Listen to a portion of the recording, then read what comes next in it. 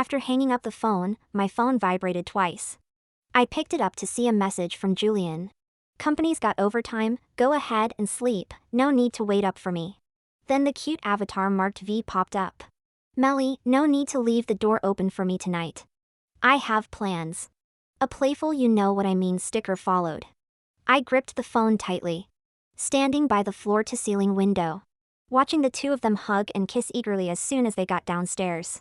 Suppressing the nauseating feeling rising in my throat. Not long ago, Virginia told me she was in a relationship with a guy who was 1.8 meters tall. Very big but rough in bed. Always leaving her with a sore back and waist. At the time, I honestly congratulated her. Jokingly saying, bigger is better. Not noticing the mockery and sarcasm hidden in her gaze. It wasn't until a few days ago, when I accidentally stumbled upon their affair, that I saw the two of them entwined and kissing like a couple of enemies behind my back. Their saliva practically stretching. I couldn't hold back the tears. And they just rolled down my face. Chapter 1. I covered my mouth, standing outside the door. Biting my lips until they bled. To control the impulse to storm in. Listening to the sounds coming from inside, my eyes turned red.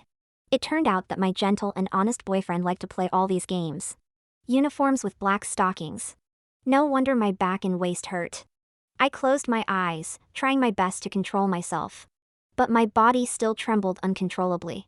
To friends and family, Julian was the perfect boyfriend. And Virginia, not only my college roommate but also my best friend. No one would believe they were seeing each other. But ironically, I was the one betrayed by both. When I didn't reply to his message, Julian called. I looked at the caller ID, wiped my tears from the corner of my eyes, and answered the call as casually as I could. Baby, why haven't you replied to my message? I absent-mindedly made an excuse, gripping the phone tightly. Trying one last time. What should I do, babe? V said she's meeting up with that guy tonight. Should I tell her to come back? Julian's breath became a little heavier. I couldn't tell if it was guilt or if Virginia had shown him some new tricks. She's an adult, she knows what to do. Why are you worrying so much? I dragged the conversation out for a little longer. And his breathing grew heavier. Finally, he couldn't stand it anymore and quickly said, work stuff, I have to go, and hung up the phone. I stared at the ended call. And the last shred of affection in my heart was erased. Since they wanted to play the roles of the scumbag man and the shameless woman, then I would expose their true faces to everyone. Julian came back the next morning, carrying my favorite small steamed buns in his hand. He casually put the breakfast on the table. Got this for you, eat it while it's hot. I didn't say anything, and of course, I didn't touch the buns. A moment later, I heard a man's voice from the bedroom. Baby, where's your clothes? Julian came out to the living room and saw the suitcase by my feet. His expression stiffened for a moment. But then he relaxed and said, are you planning to travel? I've saved up vacation days, might as well take some time off and go on a trip. That's when Virginia came back. Travel? Julian, are you planning to take Meli out somewhere? Ugh, I envy you guys so much. Poor me, a single dog stuck at home guarding the house. She pouted. And before I could speak, she came over and hooked her arm around mine, smiling brightly. How about Meli be a good friend and take me along too? Julian's face darkened. What's it got to do with you? Don't be a third wheel. Virginia wasn't fazed and retorted without hesitation. I'm not going with you. I'm going with Meli, Then she shook my arm and acted all cute. Meli, please, you wouldn't want to leave me home alone, would you? I looked at the back and forth between them and couldn't help but find it laughable. When Virginia came to look for a job here and said she had no place to stay, I kindly offered her a place to stay at my house. When Julian first heard about it, the look of disgust on his face was unmistakable. I had to coax him for a long time, cooking him meals and giving him massages before he reluctantly agreed. Who would have thought that these two, who always pretended to argue in front of me, were actually rolling in the sheets behind my back? Chapter 2. I pulled my arm out of Virginia's grasp and said nonchalantly, I'm not going on a vacation. The company is sending me to Nanching for a year of training. When I come back, I'll be up for a promotion and a raise. This time, I didn't miss the flash of jealousy that passed through Virginia's eyes. My heart turned cold. I treated her as a good friend and helped her in every way. But she couldn't stand to see me do well. Before Virginia could say anything, Julian became upset, frowning as he looked at me disapprovingly. We agreed you weren't going before. We're about to get married, what do you think going away for a whole year will do? We had been together for 3 years. Now, with our work stable, Julian's parents were pressuring us to get married so they could have grandchildren. My parents were relatively satisfied with Julian. But there was one thing they worried about: that I might give up my career for love. Now, it seemed their concerns were justified. I smiled faintly and said, "We're still young. Marriage isn't urgent. This opportunity is rare, and I don't want to pass it up. Besides, if I get a promotion and a raise when I come back, wouldn't it be better for us to get married then?" Julian, rarely getting angry, retorted, "Do you think I can't afford to take care of you?" I didn't answer. Julian's salary, aside from car loans and his personal expenses, barely left him with a few $100s. Was he planning to support me on that? I wasn't sure how he could even say such a thing. Seeing my firm attitude, Julian's face darkened and he muttered, "Do whatever you want," before storming out. The door slammed with a loud bang. Virginia pretended to be concerned. "Meli, maybe you should reconsider. After all, you two are getting married, and leaving now might not be the best idea." I looked at her expressionlessly and asked bluntly, "V, are you on my side or his?" Virginia, who had always considered herself my best friend, naturally wouldn't destroy her image at this moment. She softened her tone, leaning in to comfort me. "Of course I'm on your side. If I had known Julian would turn out like this, I never would have introduced you to him." "But Meli," she switched to a more sorrowful tone, "a year is a long time. Long-distance relationships are the least reliable. What if during that time, Julian..." I could tell from her expression that Virginia didn't want me to get the promotion or raise. Yet she still wanted to keep Julian around. I was stuck between a rock and a hard place. I lowered my gaze, hiding the mockery in my eyes. Let her have this kind of man. "It's fine, you'll be here, right?" I suppressed my disgust and held her hand, looking at her with feigned sincerity. "While I'm gone, you can keep an eye on Julian. If anything happens, just report back to me." "But..." Virginia feigned hesitation. I smiled and said, "Didn't you like the L brand bag? Think of it as my reward for hiring you to keep an eye on Julian for a year." I had always been generous with Virginia, always thinking to share any good fortune with her. Unfortunately, all my goodwill was wasted. A look of joy sparkled in Virginia's eyes, though she kept up her considerate act. "We're sisters, why worry about these things? You go ahead, I'll make sure everything with him is fine." I nodded, smiling, while Virginia was lost in excitement about getting a new bag. She didn't notice the coldness in my eyes. Chapter 3. I had already set up surveillance cameras in the hidden corners of the house. Leaving for a year, I didn't believe these two cheaters who had been sneaking around under my nose could resist their temptation. I'm not sure how Virginia convinced Julian, but on the day I left, the man actually came to the airport to see me off, though his face was still dark. I pretended to be upset. "Honey, wait for me to come back. A year will pass quickly." Julian's face remained cold. "If you have to go, there's nothing I can do. But you should figure out how to explain this to my mom." I pressed my lips together, silently mocking him. It wouldn't be so easy to explain things when the time came. Virginia shot Julian a glare, then hugged me affectionately as we said our goodbyes. "Meli, make sure to take good care of yourself over there. I'll miss you." I nodded. "I will." Then I lowered my voice and whispered in her ear, "I've already placed the bag in your room. Make sure you check it when you get back." Virginia's eyes lit up, and she waved goodbye to me with reluctance. I walked through security and into the boarding gate, with their eyes on me. It wasn't until the plane landed that I opened the surveillance app on my phone. As expected, the moment they got home, they couldn't wait to jump into bed together. With my departure, they became even bolder, trying every spot from the living room to the kitchen. Any place with a support point has been tried by them. I held back my disgust as I saved the video, quickly coded it, and then forwarded it to Julian's family and friends group. Chapter 4. Caption: Congrats to my husband for finding a new lover. Then I sent Julian a breakup message. Deleted and blocked him all in one swift motion. The training in Nanching was progressing smoothly. Without Julian and Virginia, those two giant babies, I no longer had to deal with endless household chores or stress over what to cook every day. Life was much more comfortable. Until one evening, when I came home from work and saw Julian with his parents downstairs in the new apartment I had rented. They were all holding big bags of things. Julian's face was grim, and when he saw me, he glared at me, but was immediately slapped on the forehead by his mother, Lynn. "What are you standing there for? Go apologize to Meli," she scolded Julian. And then, when she turned to me, her face softened with a smile. "Meli, we've already had a talk with this boy.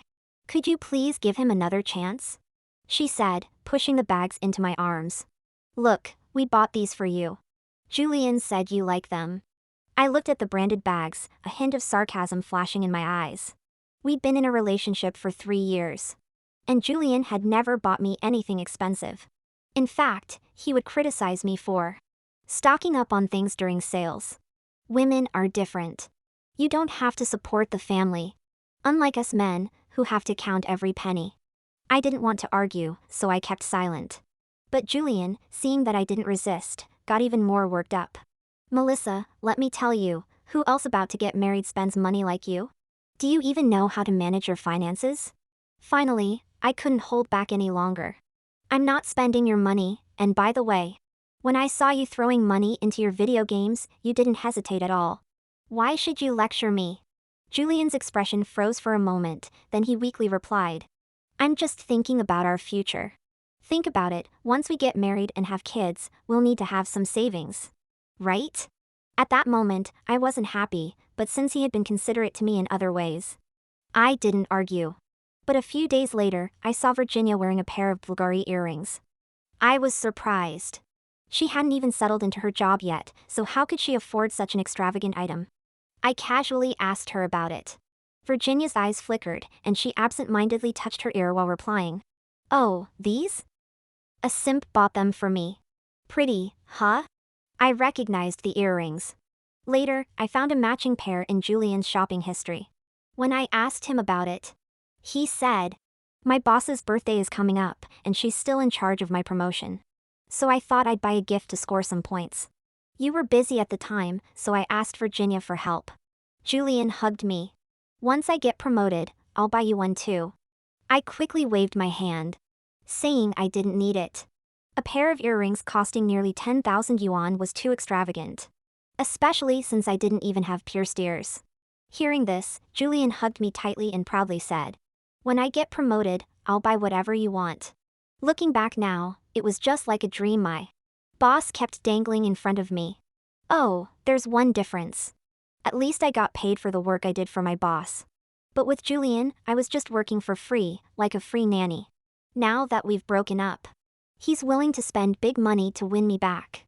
I stared coldly at him. "Mr. and Mrs. You've already seen the video.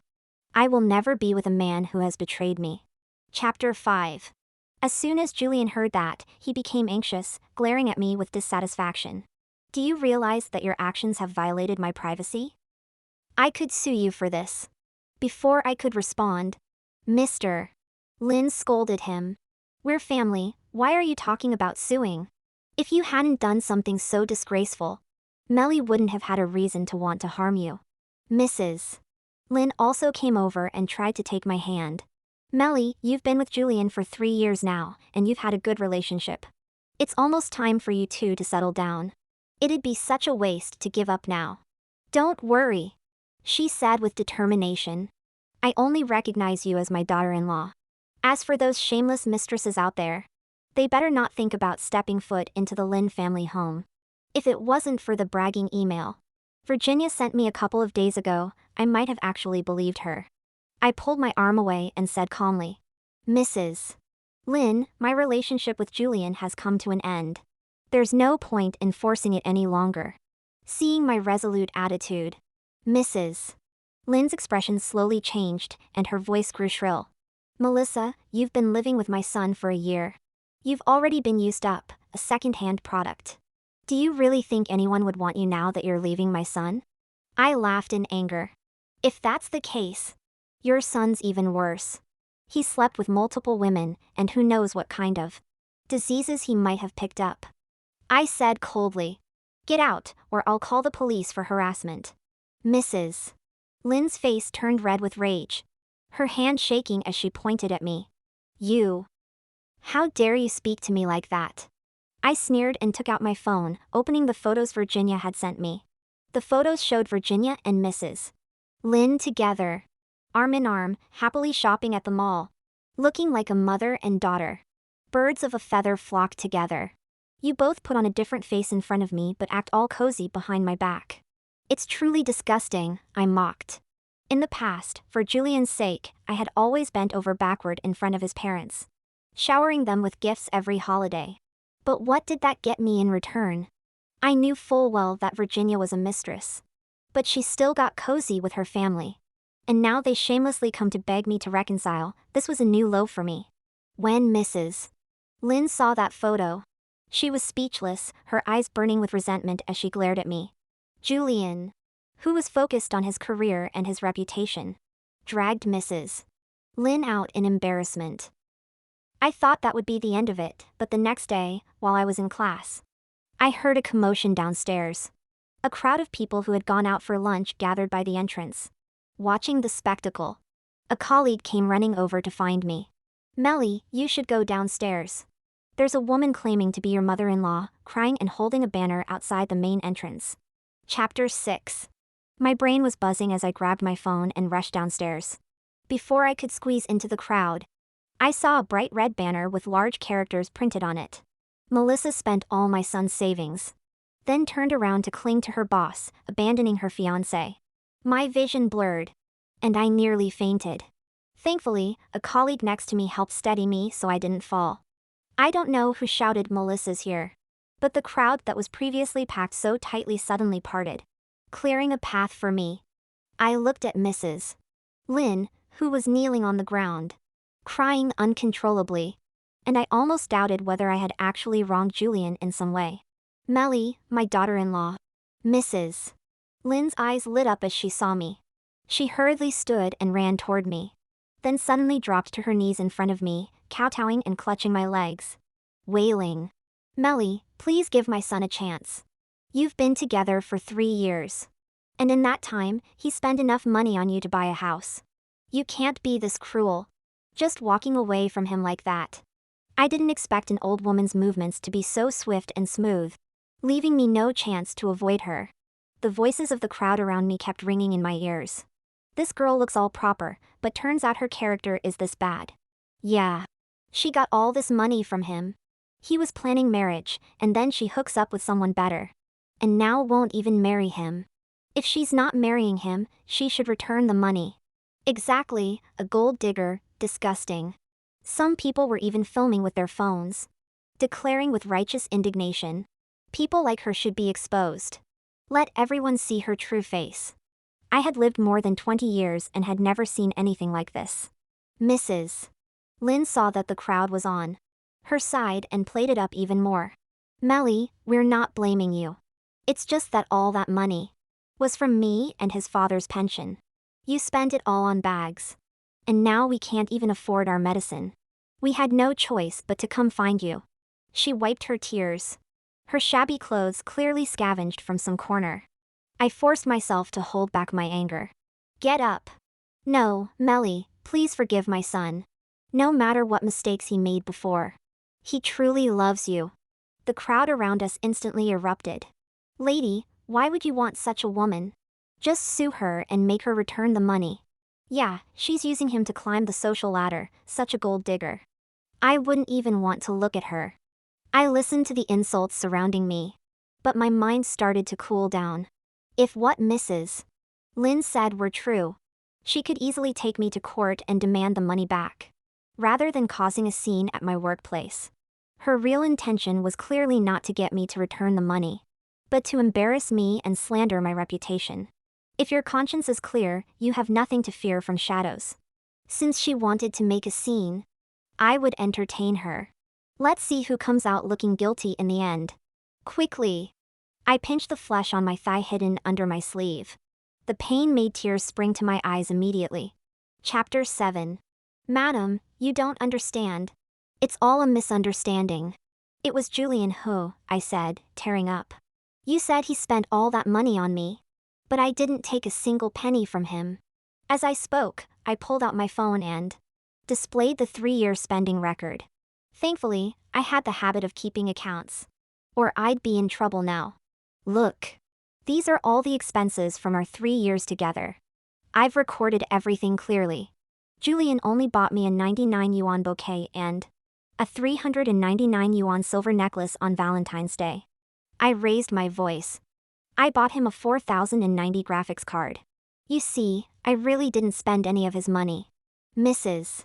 Lin looked at the detailed and clear statements. Her throat seemed to be blocked by a stone and she stammered, unable to speak. As the crowd around her started casting suspicious glances, Mrs. Lin panicked and tried to recover, wiping her tears as she said, "If my son didn't spend money on you, then where did all our savings go? That's our lifetime's hard-earned money." I grabbed her hand and swore, "Don't worry. Madam, I'll call the police. Let them investigate where the money went." Mrs. Lin's eyes widened in horror, and she nearly gasped for air. "No. Don't call the police." I looked at her in confusion, even trying to calm her down. "Madam, I understand that older generations think calling the police isn't good. But like you said, this money is your and your husband's lifetime savings. It can't just disappear without explanation. And it's not a small amount. The police will investigate it quickly." As I spoke, I pressed 110 on my phone, just about to dial, but before I could, Mrs. Lin quickly jumped up and grabbed my hand. I pretended not to see her trembling lips and deliberately asked, "Madam, what's wrong?" Mrs. Lin gritted her teeth. "Meli, I know you mean well. But there might be some misunderstanding here." "Misunderstanding?" I dragged the word out. "Yes, I'll go back and ask Julian. I'll ask him." I pretended to hesitate. "So what about today's incident?" Mrs. Lin hurriedly said, "It's my fault. Everyone, please leave, just go." She hastily tore down the banner and fled, her tail between her legs. The crowd slowly dispersed, and my colleagues looked at me with admiration, giving me a thumbs up. "We thought this would be a big deal, but you handled it so quickly." I smiled at them without saying anything. "By the way, did your ex really only buy you these things after 3 years together?" I nodded. My colleague frowned in disgust. "So cheap and poor, and his family's like that too. What did you even see in him?" I thought for a moment. Maybe I thought he was responsible. Upon hearing this, my colleague's eyes widened in shock. "That's called responsible?" I smiled but couldn't help recalling when I first met Julian. Virginia had gone out to a bar one night, got drunk, and called me to pick her up. While I was carrying her out, we were harassed by a tipsy guy with bleached hair. It was Julian who came to our rescue. Later, Virginia said she wanted to introduce me to a friend. I wasn't very interested, but when I saw it was him, I was a little surprised. We hit it off well, even our hobbies and interests were quite similar. Suddenly, the ringtone of my phone interrupted my thoughts. I glanced at the caller ID, and it was Julian. Chapter 8. As soon as I answered, Julian's scolding voice came through the receiver. "Melissa, do you know my mom has heart disease? How could you upset her like that?" I couldn't help but roll my eyes. "It was your mom who came to my office building and spread rumors and caused a scene." "So what?" Julian responded defiantly. "She's an elder. Is this how you treat elders?" "Stop," I retorted sarcastically. "I don't have those unreasonable elders. And we've already broken up. We're practically strangers now, so stop trying to disgust me." I heard Julian's heavy breathing on the other end, probably furious. He abruptly hung up the phone. I smirked, not caring at all. A few days later, after finishing a report, my boss stopped me just as I was about to leave. "Xiao Jiang, you did well on this case. Your salary is doubled this month. Go directly to HR to collect it along with your previous bonus." I frowned, feeling like there was more to this. When I went to HR, the receptionist handed me a resignation letter. I clenched my fists. Why do I need to leave? The HR officer gave me a strange look and said, "Don't you know?" My brow furrowed. What was I supposed to know? She pulled out her phone and handed it to me. "This is the video that's gone viral online. Watch it." I clicked on it and was shocked to see it was the video of Mrs. Lin causing a scene downstairs at my office. The video cut out the beginning and end, leaving only the part where Mrs. Lin was crying dramatically, accusing me. The comments section was filled with people sympathizing with Mrs. Lin. Poor elderly lady. Which shameless woman is so heartless to steal the elderly's retirement money? These gold diggers are everywhere nowadays. I curse her entire family. Don't be sad, elderly lady, is there a donation channel? I'll donate. There were countless similar comments. The HR officer sighed and said, "You see, the company is under a lot of pressure. Because of this incident, the company's official Weibo is being flooded with comments. If we don't respond soon, it will cause even greater losses." I clenched my fists. "Don't worry, give me 3 more days. If things aren't resolved by then, I'll resign voluntarily." Chapter 9. That evening, I gathered all the evidence I had and made a PowerPoint presentation, then registered a Weibo account. I casually scrolled through the platform and was shocked to see Julian and Virginia doing a live stream. Playing the victim. Virginia, seeing the opportunity for some attention, exposed me as a bully in college, claiming I didn't care about my studies and had a whole list of dark secrets. Yeah, she never flushes the toilet after using it. I wanted to remind her, but I didn't know how to bring it up. And those classmates who were bullied by her, I really want to apologize to them. I wanted to help them, but I was threatened by Melissa, so. Sniffle, I'm so sorry. Everyone. Melissa cried, her makeup nearly ruined by her tears. But as soon as it looked like her makeup might smudge, she quickly grabbed a tissue to wipe her face. And of course, many viewers believed her. Don't cry, miss, you're the real victim. It's already so brave of you to stand up and speak out. When will these bullies ever get what they deserve? By the way, I haven't heard any news from that company. What kind of background does this Melissa have behind her? I gritted my teeth and switched over to Julian's stream. He was using the same trick, playing the heartbroken character while subtly leaking more of my dark history. Julian was somewhat handsome, and when he looked into the camera with that emotional expression, he really did look like a character from a drama. Seeing comments like "Melissa deserves to die. Handsome guy don't love her, love me instead," I couldn't help but laugh. My phone vibrated. It was a call from my parents. They had heard some rumors and were really worried about me. I reassured them and then contacted a popular influencer who was known for stirring up drama online. I told them I had even more explosive material that would easily turn the tide and guarantee them a flood of views. The influencer quickly agreed and set up a live stream for 7 p.m. the next evening. I made my preparations and waited for the show to begin. Chapter 10. As expected from a professional influencer, they released a teaser during the day, attracting a lot of attention.